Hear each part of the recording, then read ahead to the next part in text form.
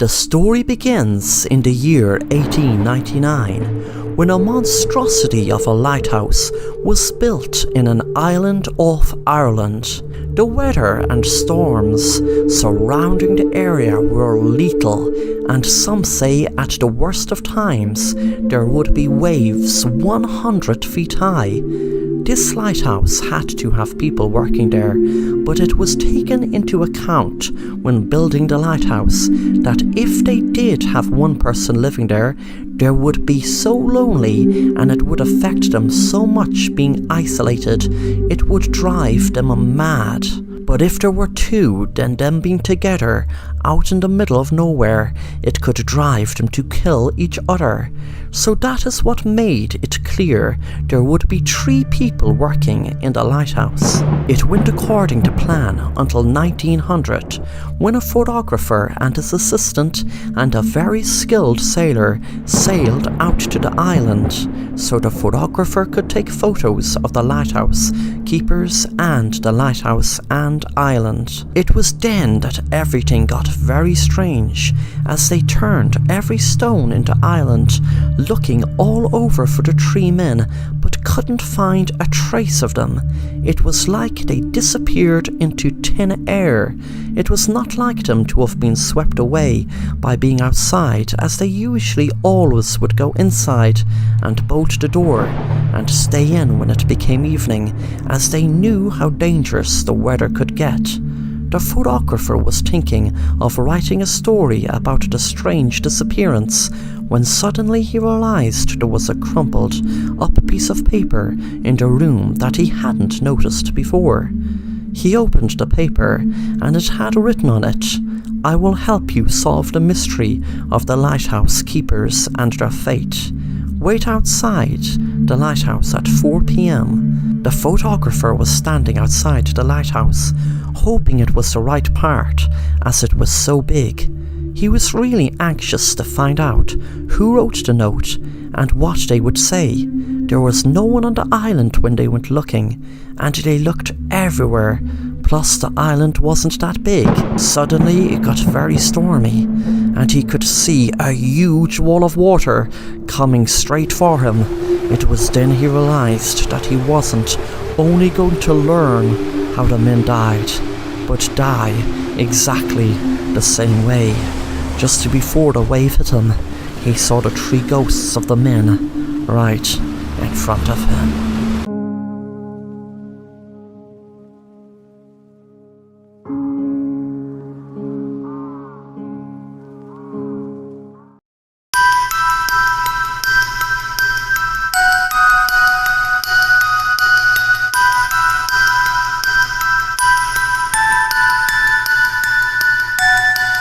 Hello, my name is Martin. It was a sunny day in June. Me and my friends were visiting a local park where there was a very big house and a beautiful garden. The house was open up for visitors to look around, and there was a shop and even a restaurant.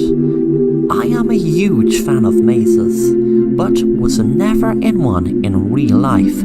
I just did them in books and comics or wherever I came across one. The main reason I wanted to visit this park house was because I knew there was a maze there. When me and my friends arrived at the maze, I was so excited, but I felt that excitement drain away when my friends said they weren't going in because they heard a story that one time a boy our age went in there and was never seen again. I told them that it was just a silly urban legend that wasn't true, but they were adamant they weren't going in. I could see the fear in their eyes, and I couldn't understand why. I told them, okay, if you want to spoil the party, that's okay, but I'm going in and enjoying the maze. Besides, if anyone was going missing in there, don't you think we would have heard of a lot more people going missing? I walked in and was amazed at how high the ditches were. I could feel the excitement overcome me.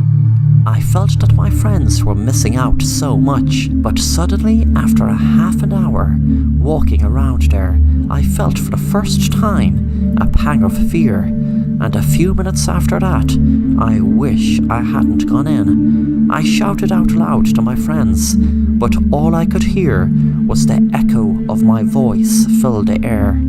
I suddenly got the weirdest feeling someone was watching me.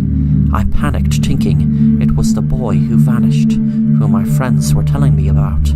I walked around and around and around. I had enough of the maze now. I wanted to get to the exit to get out of it. Suddenly, I heard some shouting, and to my relief, I realized it was my friend Sarah. When I got out of the maze, I acted like I wasn't afraid and said, "That maze is so cool.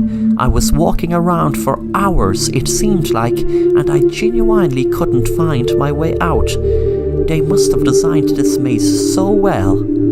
That night I was in my room, but that was when the weirdest thing had happened. I walked out of my room, and when I walked into, which should have been my hall, I was in my room again. I suddenly saw a door in another direction, and once again when I entered it, I was in my room. This kept happening over and over and over. I could not make any sense of it, because I could look back and see my room, and turn around and look in the door and see my room again. I was panicking, thinking of the maze, knowing what was happening to me in there is happening to me right now in my own bedroom. Suddenly I fell over something when I was going through the door. It was a book. I picked it up, and the title read, "The Maze." I opened it up and read the first page, and a shiver ran up my spine. The publishing date was 2020, and the year at the time was 2010. I looked at the writer's name, and it was my best friend Sarah. Then I read, 10 years ago, my friend entered a maze that me and my friend warned him about, and he never was seen again. We had warned him of exactly the same thing happening another boy years ago, who we cannot find out who it is. I stopped reading, then jumped when I heard a voice behind me. I turned around. My dad was staring right in front of me and said, "Son, don't be afraid. That maze gave you a secret magic that will make up for any friends you may never have seen again. You will understand as time goes on. I know, trust me, I was that other boy that went missing."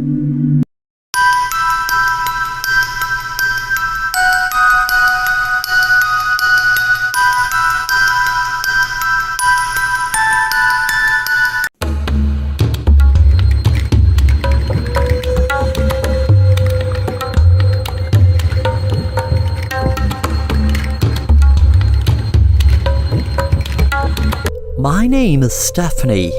I got kidnapped when I was 8 years old, and now I'm 18. But the thing is, I managed to escape my captors. They were basically my mom and dad for 10 years, but they treated me like I was dirt. Mom just got drunk and high every night, and my dad did the same when he wasn't beating up on my mom.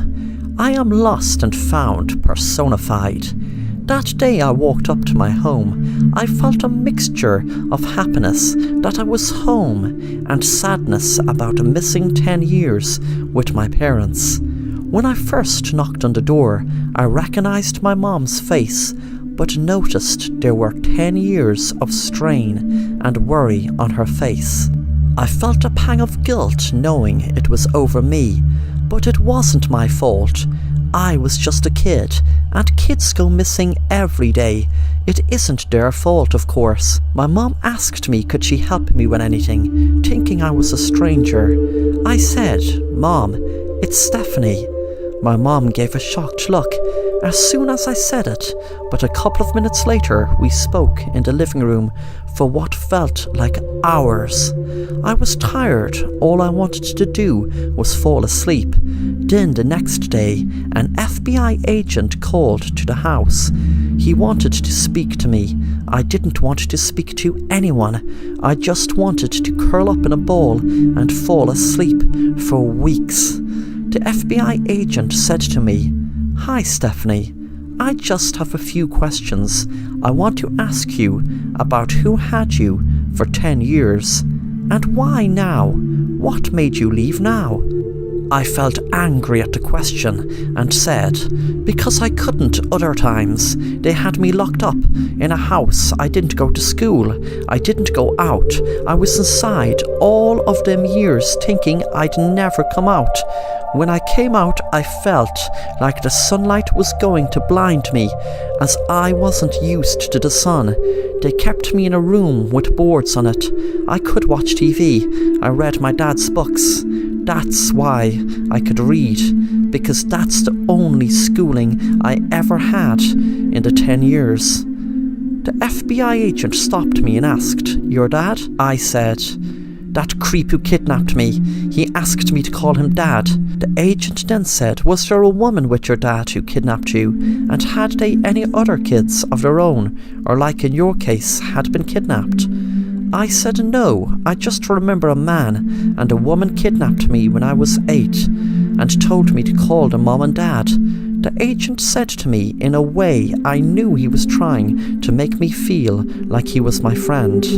"Okay, Stephanie, I know this is very hard for you, and I know you must be so tired from all you went through, but could you please tell me about the day you were kidnapped?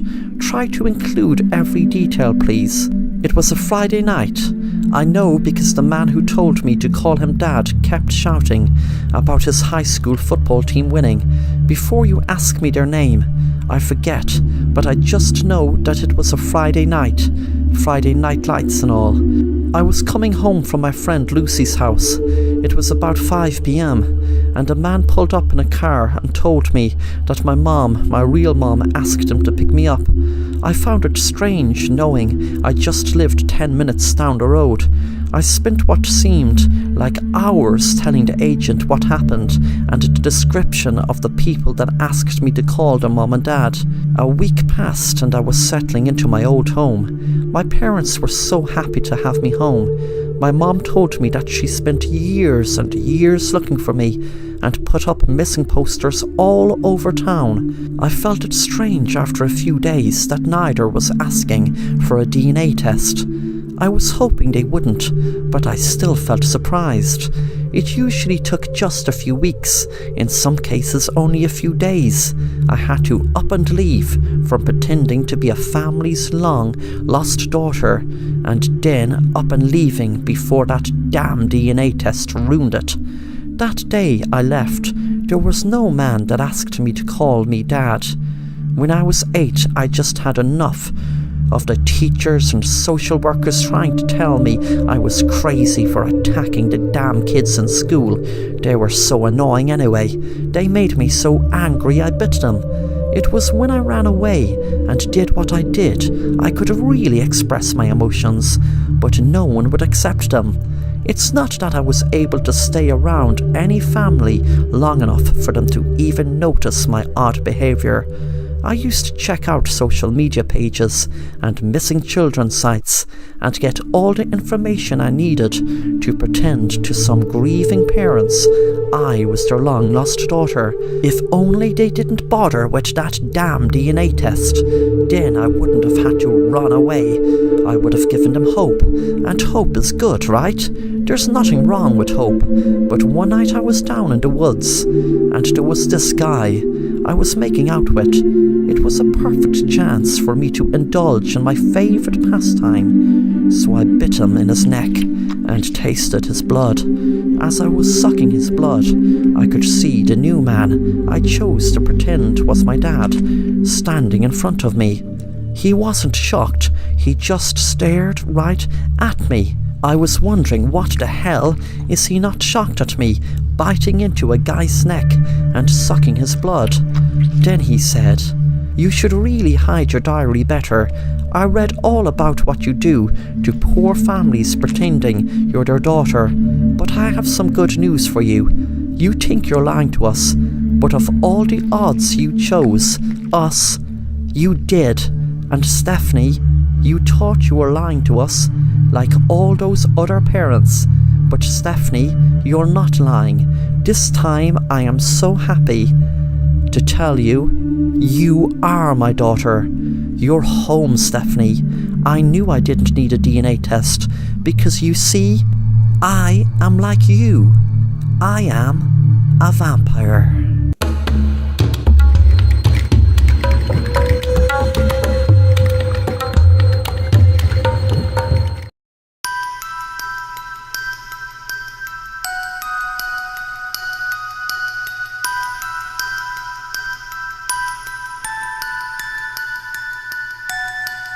It was a Friday night, and Sarah's parents were going out for a meal.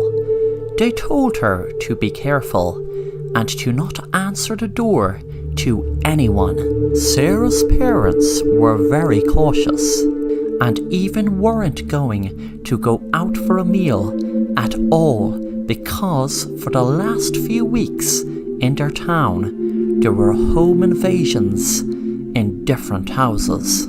Luckily, no one was hurt, but they didn't take any precautions, so they ran through a list of things she should do if anyone knocks at the door or acts strange. After her parents left, Sarah grabbed a drink from the fridge and then sat down to watch a good horror movie. She wasn't worried about any caller to the door, and she knew it was locked, and she could call 911 if anything did happen. But her brave attitude changed fast when her phone rang and there was a creepy voice on the other side. At first, Sarah thought it was one of her friends fooling and told them don't be so stupid. The calls persisted during the night. She had rang a lot of her friends in the meantime, but none of them called her, according to them. Jack, Sarah's friend, told her, "Look, if I ever get prank calls, what I do is get a whistle and whistle as hard as I can and as loud as I can down through the phone. It will sure stop them from calling, trust me." Sarah was going to put that plan into action, and she waited till the phone ring again. She made sure that there was none of her friends. So she waited until she heard the creepy voice begin to speak again. So Sarah got her whistle and blew it as hard as she could through her phone. With that, she could hear a scream from behind her sofa, and she turned around to see a person in a ski mask holding a knife. She ran towards the door to open it, but the person grabbed her and lunged a knife into her. She fell on the ground, bleeding very heavy as the person took off their mask. She froze in horror when she looked in a mirror, and she could see herself holding a mask. Then she snapped out of her dream. She had lost time again. She wondered what had happened. Her doctor told her when she has blackouts, she imagines things. Her doctor said she has to take her medication because during her blackouts, she could hurt herself or others. She looked down on the ground at the door. Her parents lay in a pool of blood, and there was a knife in her hand. Sarah began to cry, knowing she had just killed her mom and dad.